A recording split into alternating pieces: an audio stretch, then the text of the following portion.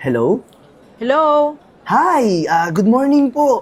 Pwede po bang makausap si Miss Gina Malimban? Good morning. Ako yon. Oh, Ma'am Gina Malimban, congratulations! Nanalo po kayo ng 645 Lotto! Ako? Nanalo? Opo! Kakatuwa naman, pero hindi naman ako tumataya ng loto. Hindi po kayo tumataya ng Lotto? Oo. Okay. Ibig sabihin, isa po kayo sa napili. Kasi po, yung Lotto po natin ngayon, meron po tayong promo na yung may 5 Pilipino na pwedeng manalo sa 645 Lotto kahit hindi sila tumatayo. At isa po kayo sa napili! Congratulations, Ma'am Gina! Thank you po. 60 million pesos po yung napanalunan nyo. 60 million? Naku, ano pong gagawin nyo sa pera? Hindi pa po, hindi ko pa alam. Naku, dapat planuhin nyo na po yan. Gamitin nyo po sa tama. Nakakatuwa naman po at sinagot nyo yung tawag ko. Yun nga, Ma'am Gina, kailangan nyo pong maklaim yung premyo nyo sa address na bibigay ko sa inyo. Kailangan nyo po siyang puntahan.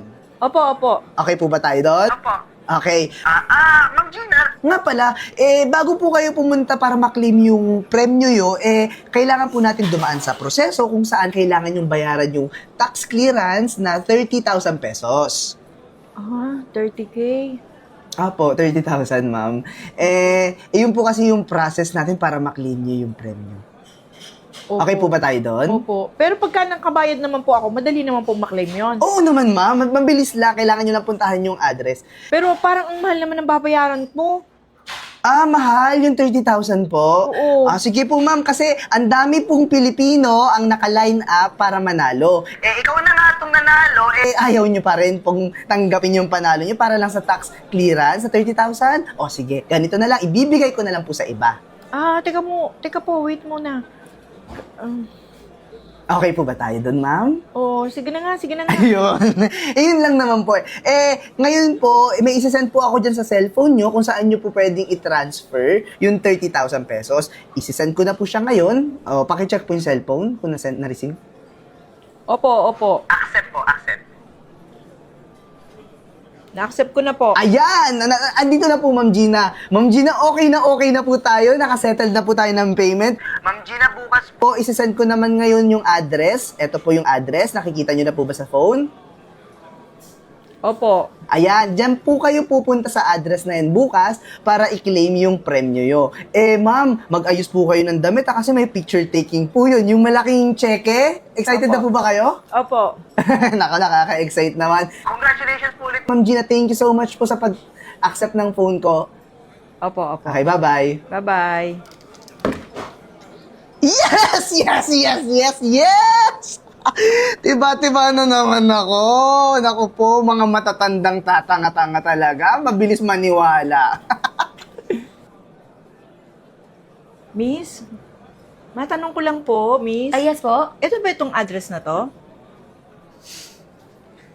Opo. Hinahanap ko kasi yung PSSO. Saan ba banda yan? Ma'am, bakery po talaga to. Kahit dati pa Oo nga eh. Tinayo po to ng kanunuan ko. Mukhang, ano po bang nangyari? Ito kasi yung binigay sa aking address nung tumawag sa akin. Pumunta nga raw po ako sa PSSO.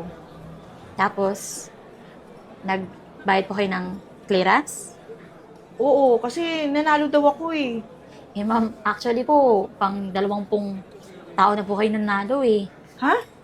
Pang 20 tao na po kayo nanalo na magkiklaim dito sa bakery namin pero na-scam po kayo. Ano? Scam to? Scam tong sinabi ng lalaking to? Opo. Dami na rin po nagpupunta rito para mag-claim ng premyo nila. Bakery nga po to Kahit i-check nyo pa po sa munisipyo, talagang bakery talaga to ever since. Ganito na lang po, ma'am. Naku, Miss, 30 kayong naibayad ko. Ganito na lang po. Pumunta kayo sa head office ng PSSO. Tapos doon po kayo magreklamo po ng mga nangyari. Kwento nyo rin po yung incident para po alam nila. Para maging aware din po sila kasi ang dami na po talagang ganyan Ganun ba? Nakakaawa naman po kayo. Alam ko naman po hindi nyo pinupulot yung pera kung saan lang. Oo, ang layo ko pa pati. Tapos sinanap ko nga tong address na to. Sige, punta na lang ako sa Punta na lang po kayo head office. sakit sa ulo sa PSSO, no? Sige po. Sige, Miss, thank you Sige po. Ma'am, magandang araw po. Welcome po sa PSSO. Good morning po, sir. May ire-report lang po sana ako sa inyo at tatanungin ko na rin po. Kasi po, may tumawag sa akin po, taga PSSO. Pinapunta po ako sa address na to at nanalo daw nga po ako. Hiningian po ako ng 30,000 na for tax daw po. Oh, ma'am, alam nyo, pang ilan na po kayo na lumapit sa amin tungkol dyan. Ginagawa po namin yung lahat para mahuli po yung mga nang-i-scam na yan. Ibig sabihin po, talagang na-scam po ako, sir. Opo, ma'am. Kaya nga po nagre-release kami ng mga statement na sa mga tao na mag-ingat po, magdoble ingat po. Lalo na kami po, hindi naman po kami nangihingi ng kahit anong bayad. Lalo na sa mga nananalo. Diyos ko, sir, 30,000 po yun. Paano niyo po ba ako matutulungan sa bagay na yan? Ma'am, ganito na lang po.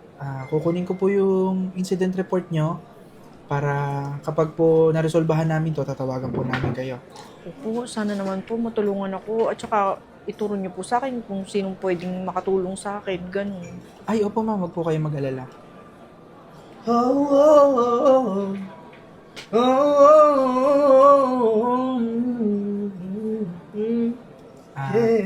May tanong pa po ba kayo, ma'am? Sir, yung boses niya po. Ayun po yung tumawag sa akin. Ma'am, si Renz po ito. Katrabaho ko po. Dito rin po siya sa PSSO. Opo, sir. Sigurado po ba kayo? Opo, sir. Renz. Renz, Ano ba yun? nasa trabaho tayo eh. May sinasabi si ma'am. Sir Renz, pwede po bang sabihin yung good morning, Miss Gina? Good morning, Miss Gina. Sir! Siya na po yun! Hindi ako pwede magkamali, sir! Siya na po yun, sir! Pinagsasabi ng mata. Sino ba yan? Nag-sound trip lang ako dito. Ano nangyayari dyan, Joshua? Renz, nagsasampa siya ng reklamo tungkol sa mga nangi-scam na from PSSO. Alam niyo ma'am, hindi naman po sa gusto kong mampintang pero tagal na po kaming nagdududa ng mga katrabaho namin eh. Kasi po, kita nyo naman po, naka-iPhone 17 Pro, may bagong sasakyan. Magkano lang naman po ang sinasahod namin dito? Renz, umamin ka nga. Oy, Joshua, wala kang matibay na ebidensya. Wag nyo akong pagbibintangan ng mga bagay na di yan totoo. Mentras nagsasalita siya, sir, mas lalong nakare-recognize sa utak ko na talagang siya yun, sir! Teka lang ma'am ha, siguro po, meron po ba kayong kopya ng transaction ng Opo. pinagkasahan ng pera? Pwede po Opo. ba makita? Ayan, sir. Kita mo na, Renz. Mangi-scam ka na lang, pangalan pa ng bangko mo yung gagamitin mo. O, ikaw to. O, hindi tayo titigil ha. Ma'am, okay lang po ba makitawag sa cellphone niyo? Opo. Ito po ba yung number nung... Opo, yan po yan.